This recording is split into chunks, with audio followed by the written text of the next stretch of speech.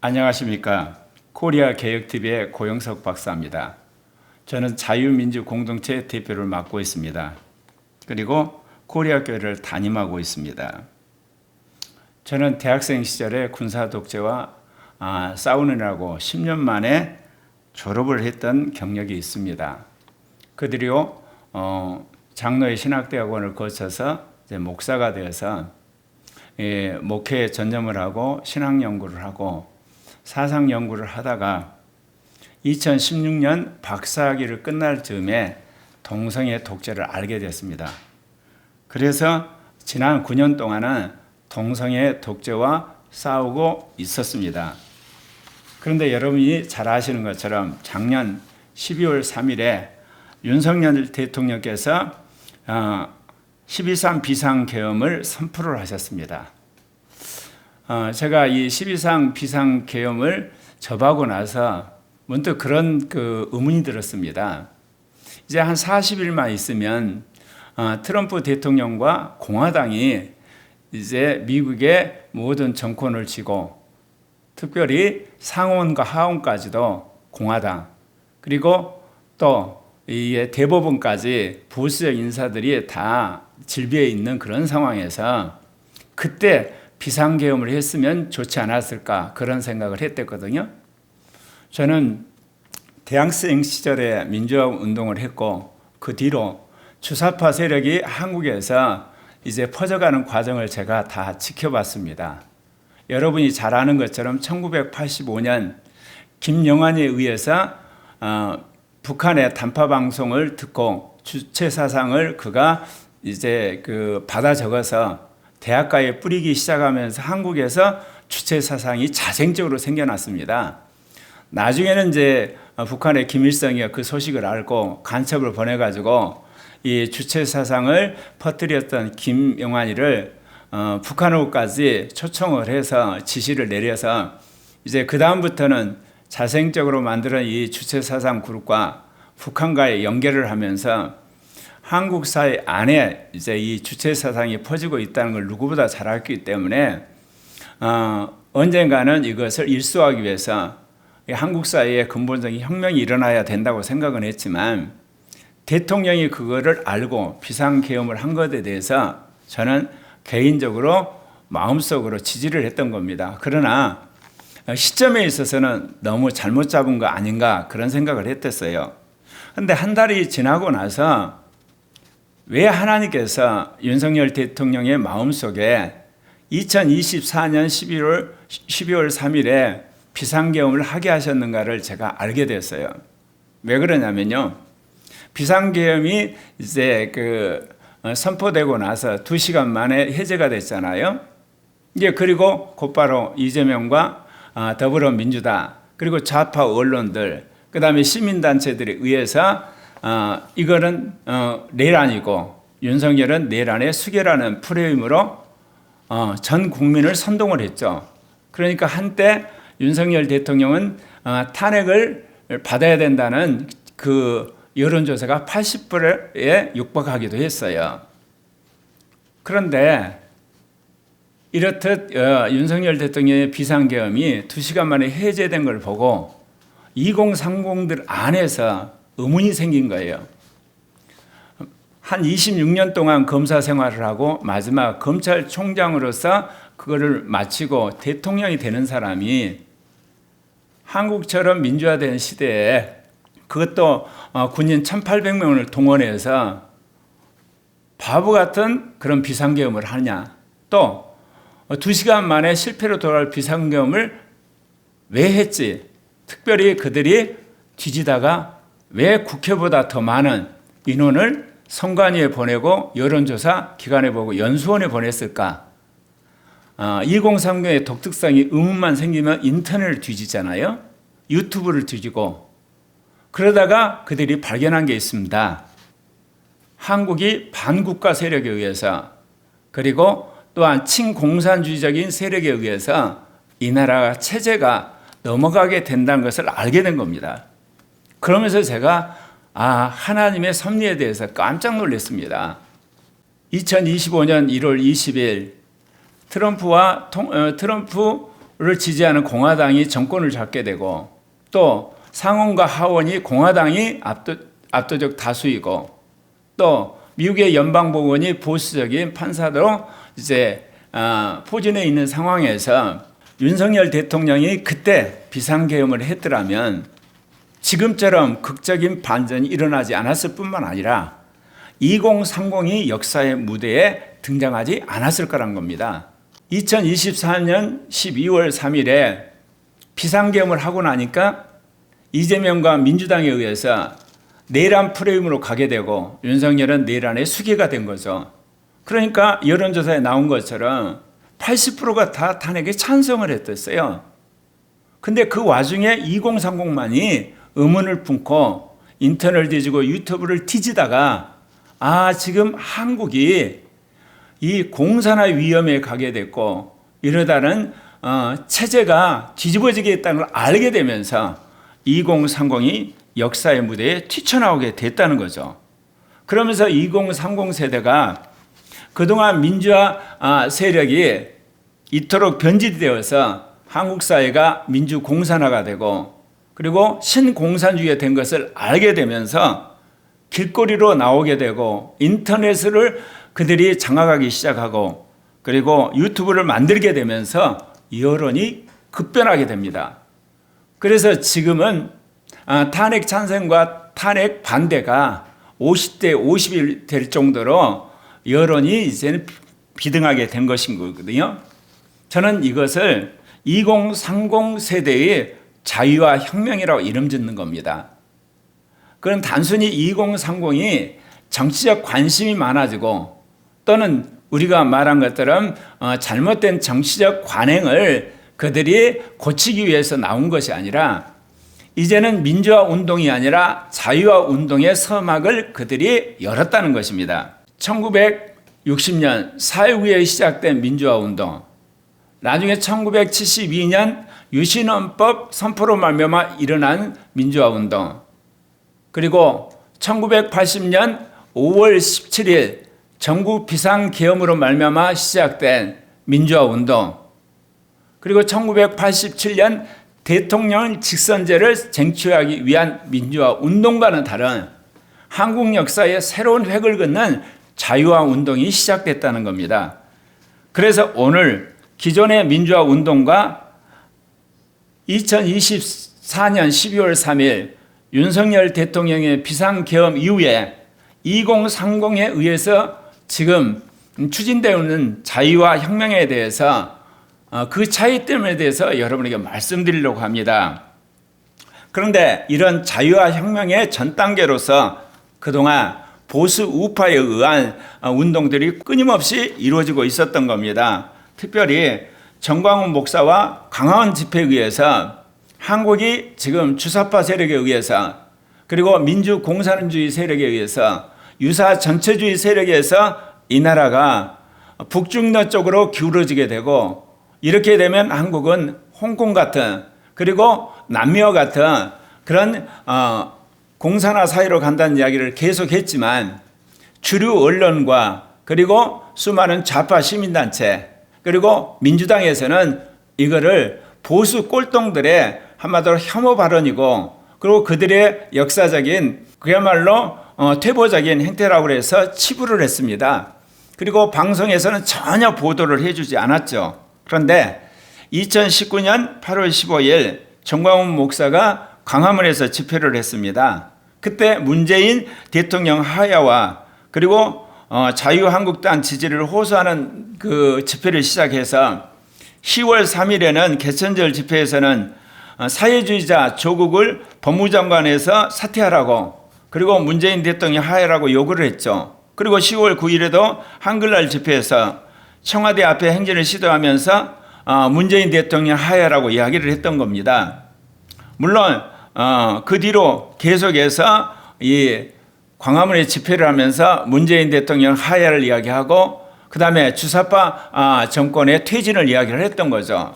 근데 이런 뉴스를 전혀 주류 방송이 보도를 하지 않고 또한 좌파가 장악한 그런 모든 미디어에서는 그거를 하나의 보수 꼴통 또는 역사적인 퇴보 세력의 가지고 있는 하나의 발악이라는 식으로 매도를 했던 겁니다. 과연 그렇습니까?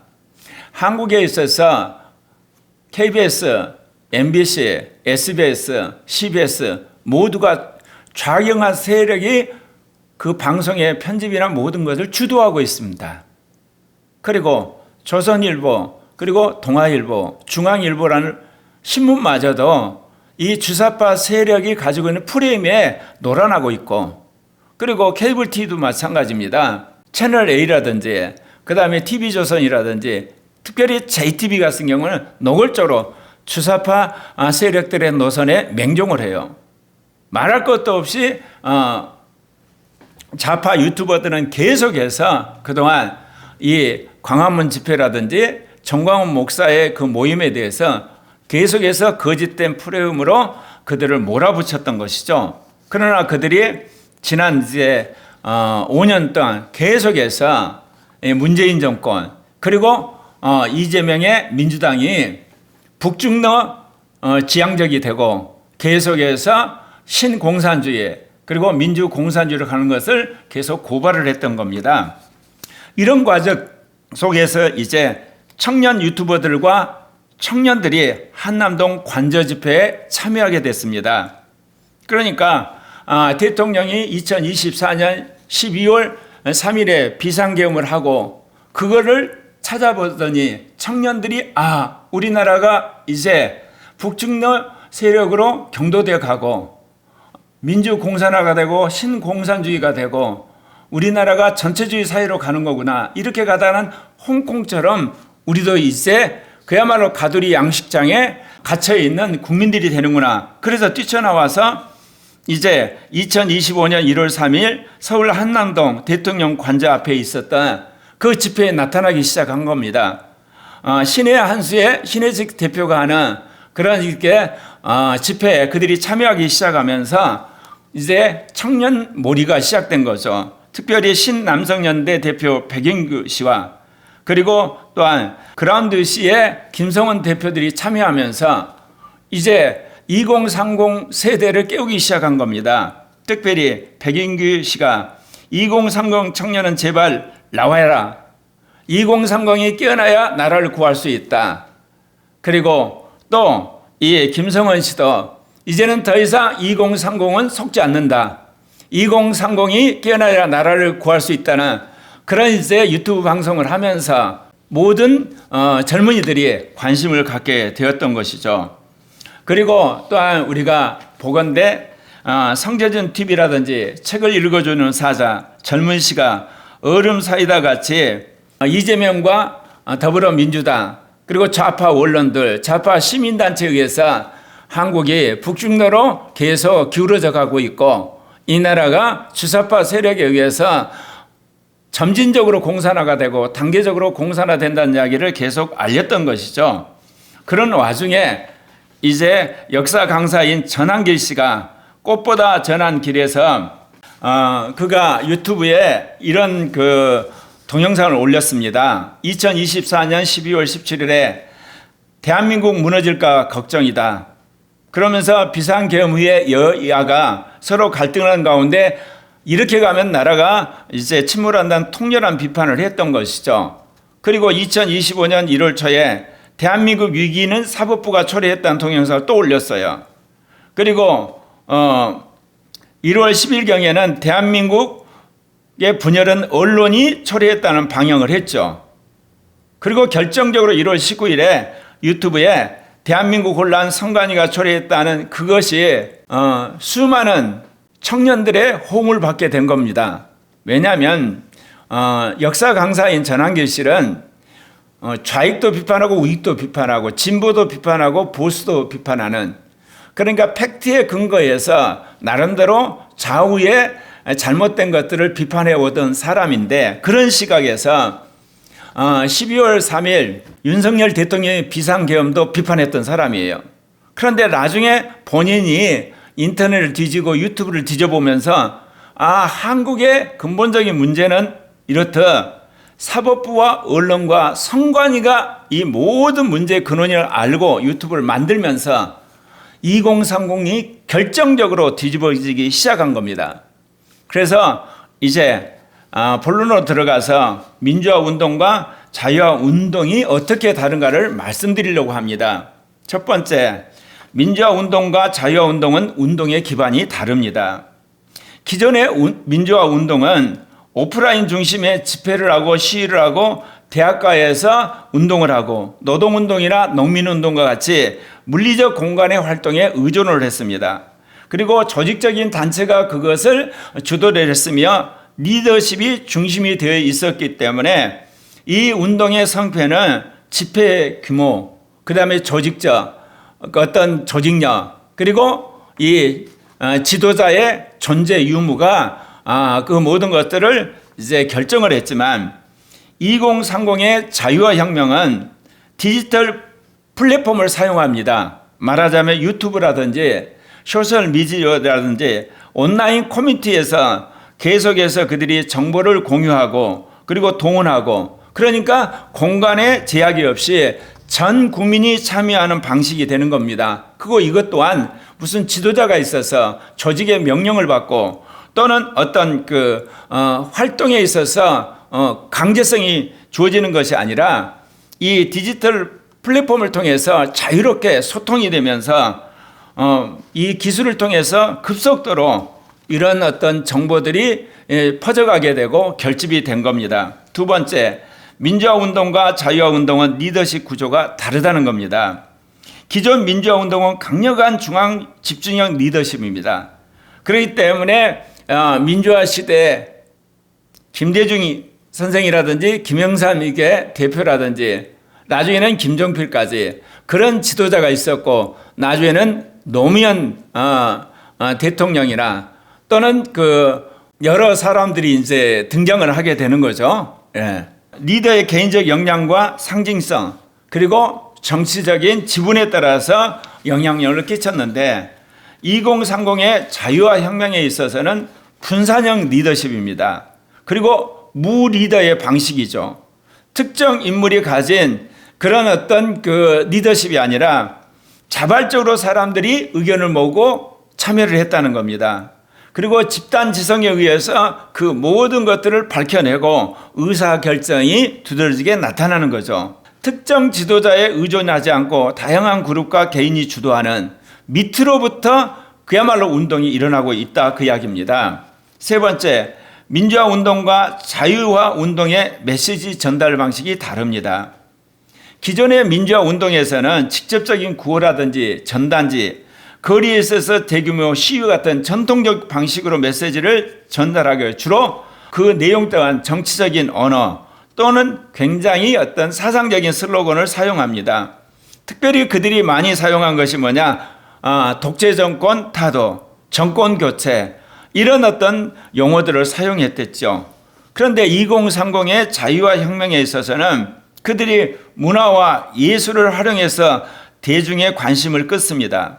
그리고 온라인의 밈을 통해서 영상이나 음악으로 새로운 어떤 작사, 작곡한 그런 노래들로 메시지를 확산을 시키고 유머와 창의성을 통해서 대중의 흥미와 공감을 유발하는 거죠. 이 자유화 혁명에 있어서는 보다 개인적이고 창의적이고 다양한 장르의 한마디로 유튜브라든지 인터넷에 글이 이제 퍼지게 되고 그래서 사람들이 아주 친근하게 그리고 대중적으로 정치에 참여하게 하는 그런 새로운 자유화 운동이 일어나고 있는 겁니다. 네 번째, 민주화 운동과 자유화 운동은 참여 방식이 다릅니다. 기존의 민주화 운동을 하려면 그 운동에 참여하기 위해서 나름대로 대단한 용기와 헌신이 필요합니다. 그리고 또한 구속이라든지 폭력으로 말미암아 당신이 신체적으로나 또는 경제적으로 정치적으로 핍박을 받을 각오를 해야 되었죠. 참여를 하는 데 있어서 치료할 대가가 굉장히 높았습니다. 한마디로 리스크가 굉장히 컸다는 거죠. 그리고 이것을 주도하는 세력이 주로 대학생들, 노동자들, 농민들, 그래서 특정 계층, 특별한 조직에 그것이 한정되었을 때가 많았습니다. 물론 이것이 폭발했을 때는 시민들이라든지 여러 사람들이 참여는 했지만 이 운동을 주도하는 핵심 세력은 대학생들, 노동자, 그리고 농민들이었던 거죠. 그러나 2030 이 자유화 혁명에서는 인터넷과 소셜미디어를 통해서 간접적 참여가 더 용이해지고 광범위해졌다는 거죠. 그래서 카톡을 서로 이게 공유하게 되고 댓글을 달게 되고 해시태그 운동을 하게 되고 그리고 또한 여론조사에 반영을 하게 돼요. 참여의 문턱이 낮아지게 되었어요. 그리고 이 참여한 대가에 대한 것도 비교적 더 낮아지게 되고 그러니까 전 세대와 계층이 참여하게 되었다는 겁니다. 다섯 번째, 민주화 운동과 자유화 운동은 국제적 연대 방식도 달랐습니다. 민주화 운동에서는 국제사회의 도움으로써 해외 언론의 보도라든지 NGO 단체라든지 유엔의 그 소식을 알림으로 제한적으로 이루어졌어요. 그렇지만 이러한 운동은 결국은 국제적 관심이 일부 존재했지만 그 운동이 국내와 상호 유기적으로 연결이 돼서 폭발성을 띠지는 못했습니다. 그러나 2030 이 자유화 혁명에 있어서는 인터넷을 통해서 실시간으로 국제적 연대가 이루어지게 됩니다. 그래서 외교인도 참여하게 되고 해외 언론도 관심을 갖게 되고 국제사회의 즉각적인 반응과 지지를 끌어내게 됐죠. 특별히 한국과 밀접한 관계에 있는 미국에 영향력을 끼치게 된 거예요. 여러분도 아시겠지만 천조국의 발행이라고 하는 사람에 의해서 아주 획기적인 그런 이 좌경화 세력을 척결하는 그런 아이디어가 퍼지게 됐죠. 그런 다름 아니라 9.12 테러가 일어나면서 미국의 정책 하나가 뭐냐? 반미 운동을 하는 사람들은 미국을 입국을 거절하는 그런 어떤 절차가 생겨났거든요. 그래서 천재국의 발행위가 처음으로 그런 제안을 했어요. 반미 운동을 하는 사람 아니면 친공산주의를 하는 사람 북중러를 찬양하는 사람들을 CIA에 신고하게 되면 미국의 비자를 못 받는다는 거죠. 그리고 그들의 자녀들이 미국에 유학을 못 간다. 이 소식이 알려지게 되면서 일거에 이 탄핵 찬성의 집회에 참석했던 지식인들, 교수들, 그 다음에 연예인들, 언론인들이 급강하게 되면서 이 탄핵 찬성의 집회가 한마디로 핵심적인 세력을 잃어버리는 엄청난 일이 일어난 겁니다. 이거는 민주화 운동의 국제 연대 방식과 자유화 운동의 연대 방식이 완전히 다르다는 것을 보여주는 거죠. 근데 인터넷을 통해서 SNS를 통해 가지고 즉각적으로 국제적 연대가 일어나고 그러한 영향력이 특별히 미국 정치권과 언론계 거기에 시민들에게 반영이 되고 있다는 겁니다. 자, 이처럼 멀리 보면 1960년대 4.19 혁명부터 시작된 민주화 운동, 그 다음에 1972년 유신헌법 선포로 시작된 또 다른 민주화 운동, 11.1 대통령 시해 사건 이후에 일어나는 민주화 운동, 그리고 1987년 6.29 선언으로 시작된 민주화 운동 이후에 전혀 새로운 형태의 운동이 일어나는 거죠. 이거는 민주화 운동이기보다는 자유화 운동이라고 하는 게 맞습니다. 왜 그러냐면 개인이 주체적으로 참여를 하게 되고 개인이 가지고 있는 재능과 탤런트와 그리고 문화적 역량을 발휘함으로 디지털 플랫폼을 이용해서 참여하는 놀라운 운동이 한국에서 일어나게 되었던 것이죠. 기존 민주화 운동은 조직과 물리적 공간에 기반을 둔 중앙집권적이고 전통적인 방식의 운동이었다면 2030의 자유화 혁명은 디지털 기술을 활용한 분산형 그리고 유연한 창의적 방식으로 전개되었다는 것이죠. 이것은 세계 정치 역사의 새로운 장을 이제 마련한 것입니다. 1642년 영국에서 청교도 혁명이 일어나서 왕정에서 공화정으로 정치체제가 바뀐 이후로 거의 400년 만에 한국에서 디지털 플랫폼을 이용해서 이렇듯 모든 사람이 자발적으로 그리고 창의적으로 참여하는 자유화 운동이 시작됐다는 겁니다. 그런 의미에서 이제 이재명과 민주당 그리고 좌파 언론, 좌파 시민단체에 의해서 지난 적어도 30여 년 동안 한국 사회를 멍들게 하고 그리고 타락을 시키고 망해갔던 이 주사파 세력들의 모든 인테리 독재가 이제 종식이 되고 새로운 자유화 운동이 뿌리를 내리게 되었다는 것입니다. 제가 1982년도에 10일 동안 성령 세례를 받으면서 받았던 말씀이 한국이 복음으로 통일된다고 하는 환상이었습니다. 그리고 또한 이 동북아시아의 복음의 벨트가 형성이 되고 또 아시아의 복음이 이제 전파될 것인데 하나님께서 한국에서 제2종교개혁이 일어나고 제2정치개혁이 일어난다는 말씀을 받았는데 그게 해수로 43년 전입니다. 그래서 그것을 위해서 제가 그동안 이 신학이나 사상이나 전략을 연구해 왔었고 그 와중에 이제 동성애 독재와 싸우는 가운데 어떻게 하면 한국에 포진해 있는 이 주사파 세력, 동성애 독재 세력, 민중민주주의 세력, 녹색 사회주의, 한마디로 신공산주의 세력을 타도할 것인가 참 암담했었습니다. 그러나 내가 할 수 있는 것은 목사이기 때문에 이 교회 안에 기독교인들을 반동성애 세력으로 결집을 한 다음에 때가 되면 이 주사파 세력과 싸우는 정치 세력으로 의식화를 시켜야 되겠다고 생각을 해서 시작을 했는데 하나님의 은혜로 말미암아 윤석열 대통령이 12.3 계엄을 선포함으로 말미암아 일거에 5,200만을 계몽을 시켜서 이 신공산주의 세력의 실체를 알게 했고 그 중에 특별히 2030 세대가 그걸 깨닫고 역사의 무대에 등장한 것은 한국의 정치사뿐만 아니라 세계의 정치사의 새로운 획을 긋은 겁니다. 그렇기 때문에 이 자유화 운동은 반드시 성공하게 될 것입니다. 감사합니다.